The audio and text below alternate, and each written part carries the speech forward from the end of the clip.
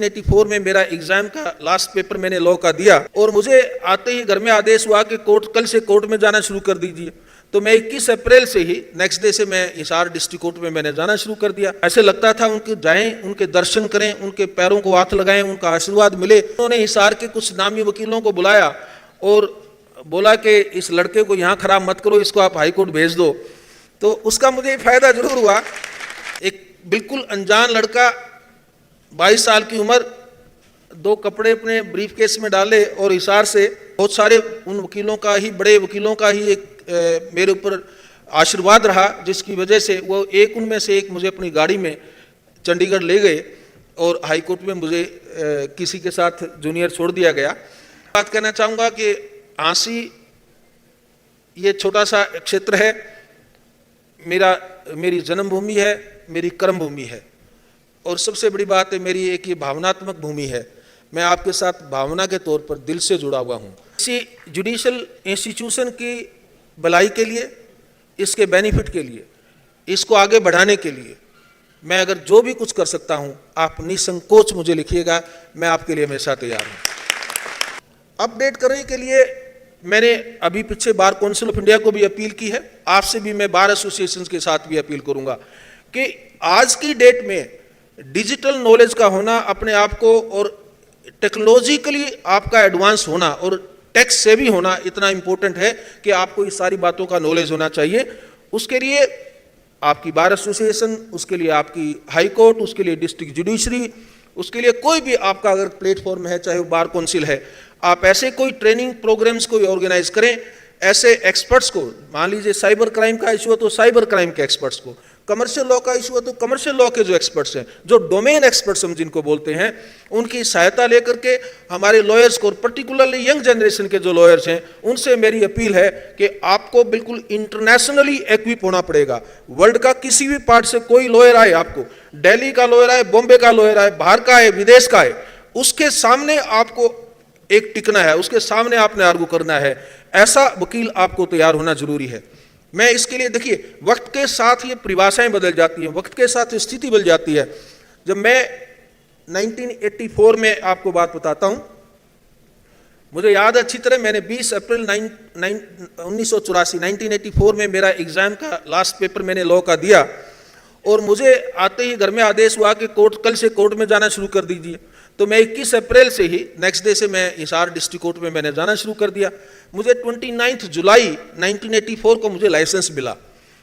तो मैं जो अभी आपको चैलेंज की बात बता रहा हूं, तो उस वक्त हिसार बार में इतने बड़े बड़े स्टालवर्ट वकील थे, उनके नाम कभी सुने थे हमने, तो ऐसे लगता था उनके जाएं, उनके दर्शन करें, उनके पैरों को हाथ लगाएं, उनका आशीर्वाद मिले तो अपने आप एक बहुत बड़ी लाइफ की अचीवमेंट हो जाएगी। और मुझे अचानक एक दिन ऐसे ही एक बहुत बड़े स्टालवर्ट वकील थे, उनके सामने बोला गया कि ये एक सिविल की अपील है, आप इनके अगेंस्ट आर्गू कीजिए। तो अब वही स्थिति है। आज मान लीजिए मैं जब आपको बोलूं कि आप टेक्नोलॉजी को सीखिए और टेक्नोलॉजी का बड़ा डीप नॉलेज ले लीजिए ताकि आपको साइबर क्राइम के साथ डील करना पड़ जाए, उसी तरह आप अंदाजा लगाइए कि बहुत बड़े एक स्टालवर्ट वकील, पीपल के पेड़, उनके साथ मुझे बोला गया कि आप उनके खिलाफ आर्गू कीजिए। तो मेरी स्थिति भी आप समझ सकते हैं कितनी नाजुक थी। मुझे ये भी नहीं पता मैंने क्या आर्गू किया, मैं क्या बोल पाया, क्या नहीं बोल पाया। बस कोर्ट से जैसे तैसे मैं निकला बाहर और मुझे लगा कि मैंने अपना केस खत्म कर लिया। उस केस का ये जरूर मुझे एडवांटेज हुआ कि जब उसका फैसला सुनाया डिस्ट्रिक्ट जज साहब ने, तो उन्होंने हिसार के कुछ नामी वकीलों को बुलाया और बोला कि इस लड़के को यहाँ खराब मत करो, इसको आप हाई कोर्ट भेज दो। तो उसका मुझे फायदा जरूर हुआ। तो मैं एक बिल्कुल अनजान लड़का, 22 साल की उम्र, 2 कपड़े अपने ब्रीफ केस में डाले और हिसार से एक बड़े, उस वक्त बहुत ही मेरे लिए बहुत ही सम्माननीय बुजुर्ग रहे, मेरे मार्गदर्शक, और बहुत सारे उन वकीलों का ही, बड़े वकीलों का ही एक मेरे ऊपर आशीर्वाद रहा, जिसकी वजह से वो उनमें से एक मुझे अपनी गाड़ी में चंडीगढ़ ले गए और हाई कोर्ट में मुझे किसी के साथ जूनियर छोड़ दिया गया। और एक जिसको बोलते हैं कि समुद्र में फेंक देना ताकि आप अपने आप तैरना सीखें। तो ये जो चैलेंजेस हैं लाइफ के, इन चैलेंजेस को हमें एक्सेप्ट करना चाहिए और प्रोफेशनल जो होता है उसमें एक इंस्टिंक्ट टू सर्वाइव होती है। यानी आपको पता है कि मैंने सर्वाइव कैसे करना है।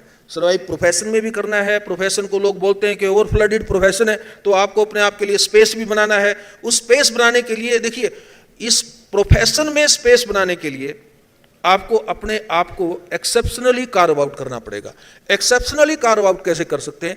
जब आपको लोग ये रिकॉग्नाइज करना शुरू कर दें कि इस किस्म का अगर कोई केस है तो एक वो एडवोकेट है जिसको नॉलेज है, जो एक्सपर्ट है, और हमें उसको उसमें कर लेना चाहिए। या एक वो लॉयर है ऑलराउंडर है, उसको ऑलराउंडर है, उससे आप बॉलिंग भी करवाइए, बैटिंग भी करवाइए, फील्डिंग भी करवाइए, वो कहीं पर भी मार नहीं खाएगा।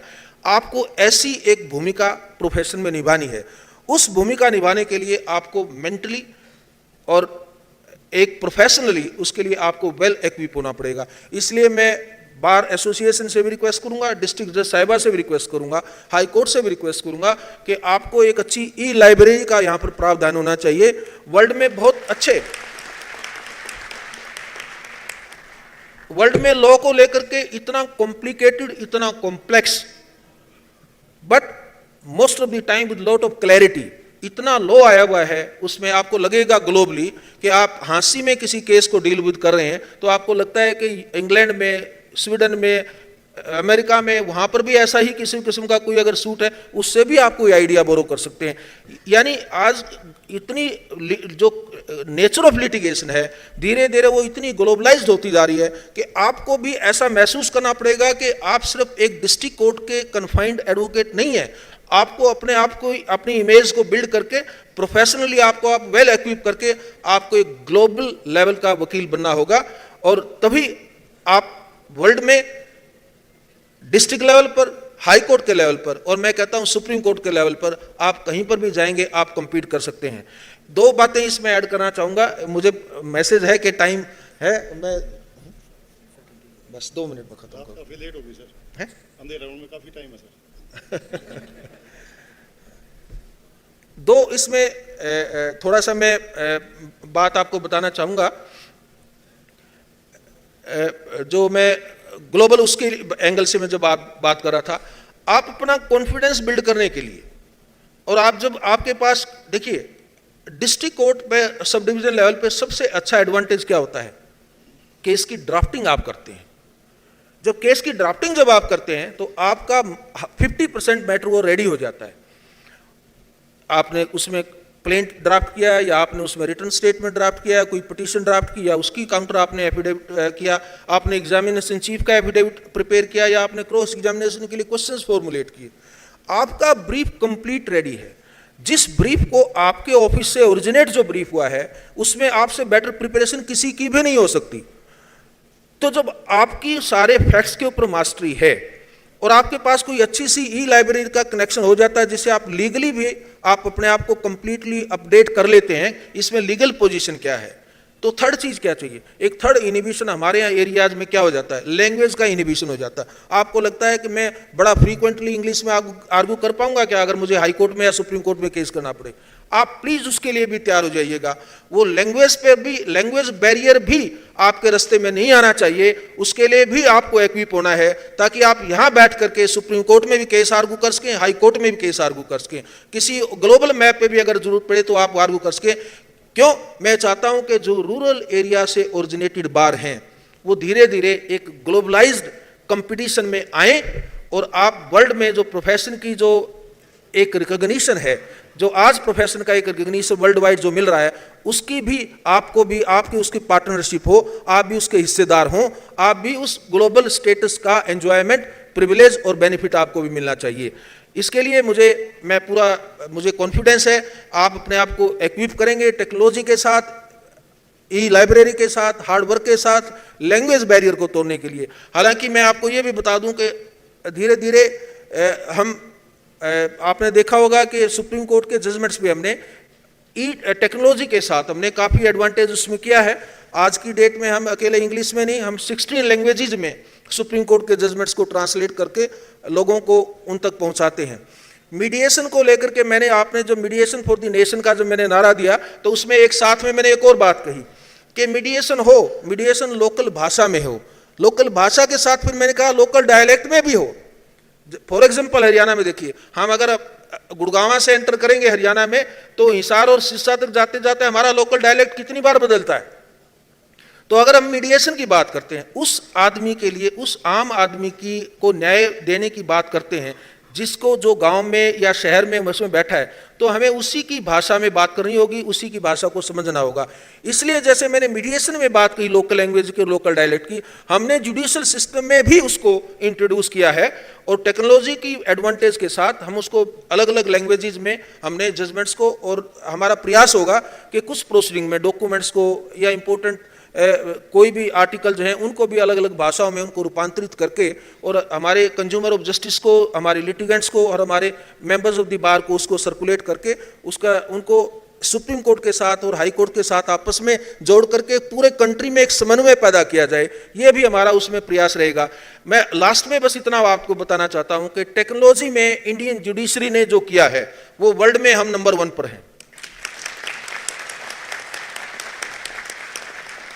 मैं समय का थोड़ा सा सीमाएं हैं, वो उनको मैं थोड़ा सा माइंड में रखते हुए आपसे आज्ञा चाहूँगा।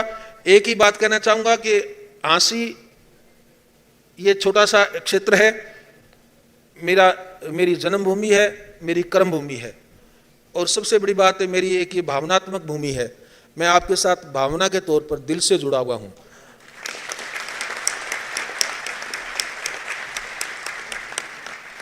किसी जुडिशियल इंस्टीट्यूशन की भलाई के लिए, इसके बेनिफिट के लिए, इसको आगे बढ़ाने के लिए मैं अगर जो भी कुछ कर सकता हूं, आप निसंकोच मुझे लिखिएगा, मैं आपके लिए हमेशा तैयार हूं।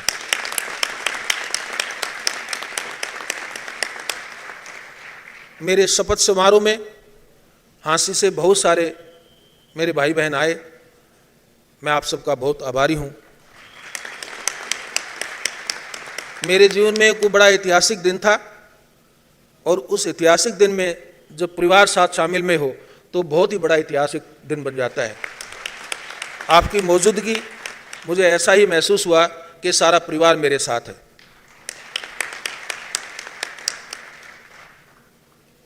जज का जीवन त्याग और समर्पण का जीवन होता है, बहुत कुछ उसमें सेक्रीफाइस करना पड़ता है। 22 साल मैंने बखूबी इसको निभाया है, और इसके पीछे मेरी अगर कोई ताकत है, मेरी शक्ति है, तो मेरा अपना छोटा परिवार और मेरा ये सब बड़ा परिवार है।